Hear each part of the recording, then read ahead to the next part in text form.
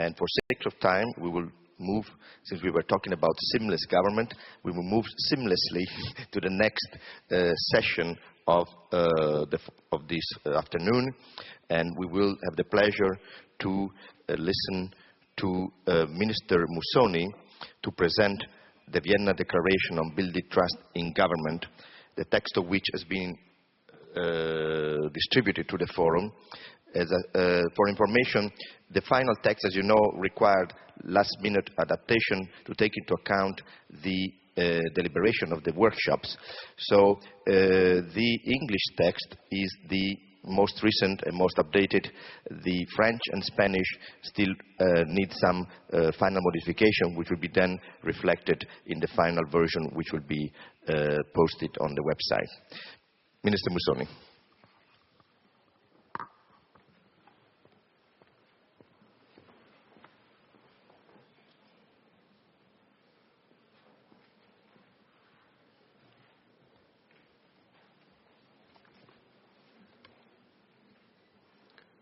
Excellencies, before I present the outcomes, I want to beg for two things. One, if you are tired of my face this afternoon, don't blame me, blame Guido.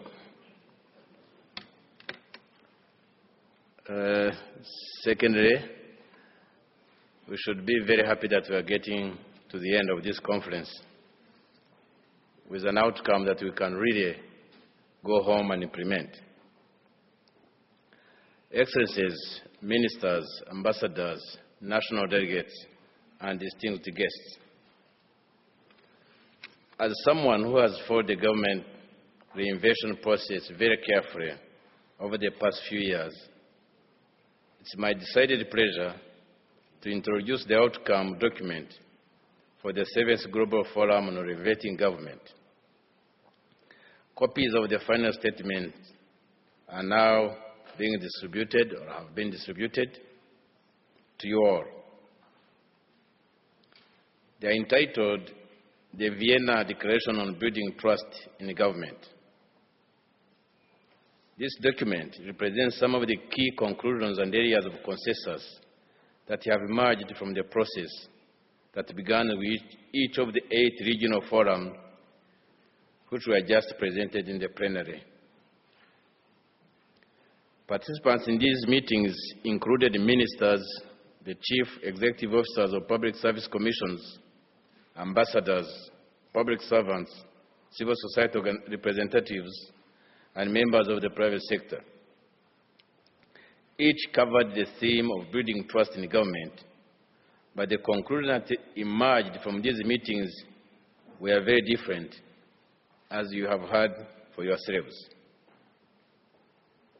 They were different because they each highlighted different priorities and particular issues of regional importance.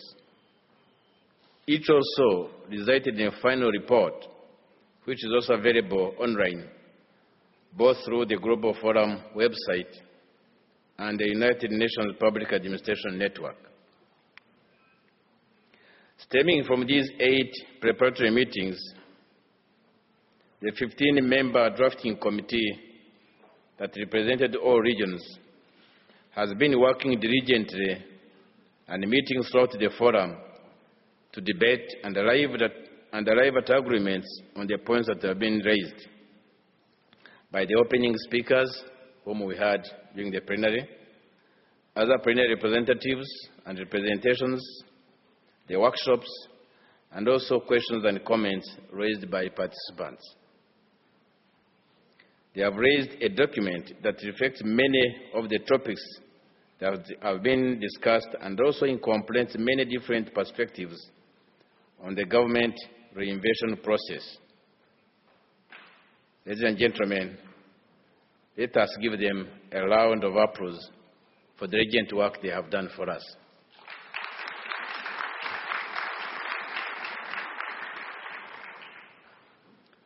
As I said, drafts of the declaration were distributed earlier this week to participants at the ministerial roundtable, so the ministers of each delegation could comment, suggest improvements, and help to make the declaration better, more comprehensive, and more representative. So I would like to thank all of the ministers and delegations that submitted comments, which helped to fine-tune the text and bring it towards final version, which you have now. What we have here, and I believe you have it on your desks, represents key policy messages and suggestions on how to build trust in government, with the underlying implication, of course, that this also means improving governance. It also provides 9 core recommendations, which I believe will help the world community as a whole to advance towards and achieve the Millennium Development Goals, which are vital to ensure the sustainability of the global populations.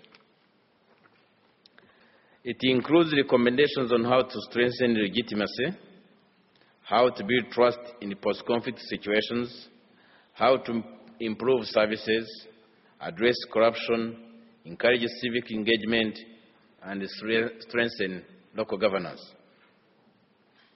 It has sections on information and communication technologies and the formation of partnerships.